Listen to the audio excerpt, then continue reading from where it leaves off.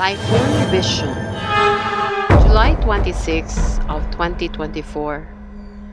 Nakakita ng vision si Miss Rudy Baldwin na may bagyong paparating. Inihayag niya ito sa kanyang Facebook page noong July 26 of 2024. Binanggit niya na marami naman daw pumapasok na bagyo taon-taon dito sa Pilipinas. Alam na alam ito ng halos lahat ng Pilipino na taon-taon tumatatak talaga sa kasaysayan natin ang mga epekto na dulot ng bagyo sa ating kabuhayan, kalusugan, at ekonomiya. Sa vision na nakikita niya, ang bagyong ito daw ay may letter J sa kanyang pangalan. Ito daw ang dapat paghandaan dahil sa nakikita niya, ito daw ay sobrang malakas na halos doble ang baha na idudulot nito kumpara sa bagyong Karina.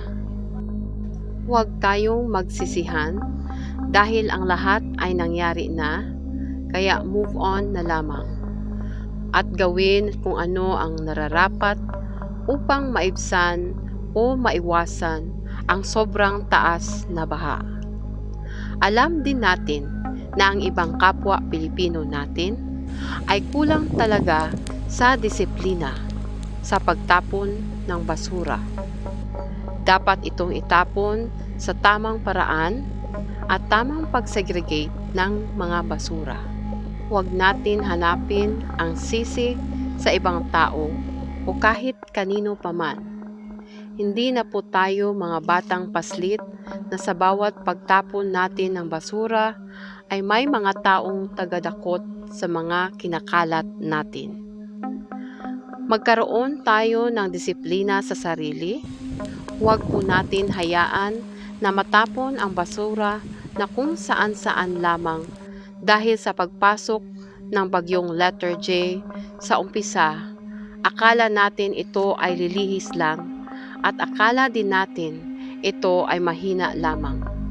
Ngunit bigla tayong gugulatin nito dahil naging isang super typhoon at bigla itong nasundan pa ng 2 bagyo.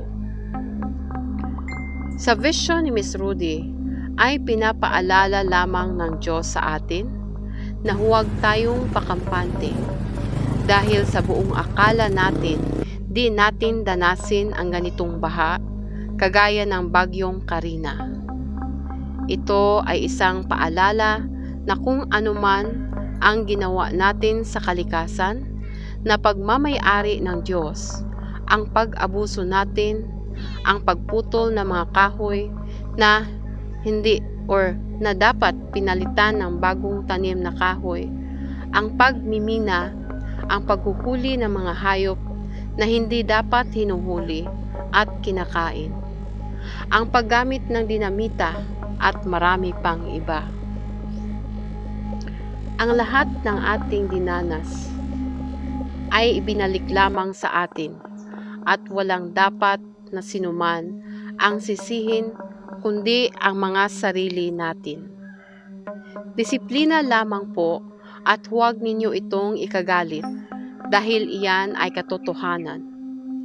Ayon pa kay Miss Rudy, huwag nating pahirapan ang mga sarili natin, bagkus magtulungan na lamang tayo sa isa't isa. Mga kalat ninyo, damputin ito at ilagay sa tamang kalagyan. Lahat ng mga nagtatapon ng basura kung saan-saan, sinasabi sa inyo, ito ay ibabalik sa inyo ng bagyo. Dahil ang bagyong letter J ay parang isang matinding dilubyo ang dala nito sa atin. Kung gusto nyong pigilan o agapan man natin ito ngayon pa lang, kahit gaano pa katindi ang bagyo at ulan, hindi natin danasin ang matinding baha pa. Maaring magpang-abot na ang dagat at lupa na halos ito ay magpantay na. Maging maingat na lamang tayo at maging handa sa mga bagyo na may letrang F, G, L, P, W at lalong-lalo na ang J.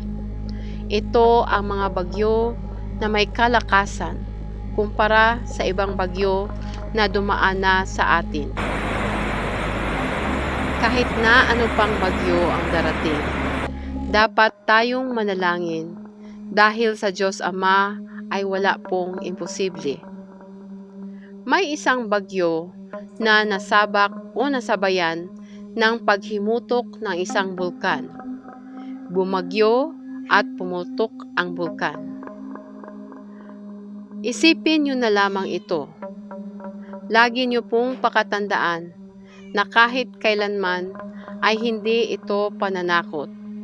Mahal pa rin tayo ng Diyos dahil ipinapaalala niya sa atin ang maaring mangyayari at tayo ay makapag-ingat pa rin. Huwag lang nating pairalin ang takot sa isipan, bagamat ito ay ating ipagdasal na huwag nang ipadanas sa atin. Paalala lang sa lahat na tayo ay dumaan lamang sa mundong ito, ayon pa kay Miss Rudy. Kahit ano at sino ka pa, pag oras mo na nalisanin mo ang mundo, wala tayong mabibitbit sa hukay, maliban sa sariling katawan natin. Ang mundo na meron tayo ay hindi atin, kundi nilikha ng Diyos ang langit at lupa. Maganda at maayos ito, pinagamit lamang ito sa atin. Kung paano natin ito pinahalagahan at kung paano natin ito sinira, sa atin din babalik ang lahat. Sinalba niya tayo sa kasalanan natin, kaya nagpapako siya sa cross. Pero, pakatandaan din natin na tayong mga tao ay tinuruan ng Diyos magpahalaga sa buhay natin at sa kalikasan na binigay sa atin. Iwasan na ang manisi na kahit kanino, magtulungan at magkaroon ng disiplina sa sarili natin at sa kapaligiran. Mahalin ang kalikasan at ang mga hayop. Ipinaalala ni Miss Rudy, huwag makalimot na manalangin palagi dahil sa Diyos ay walang imposible.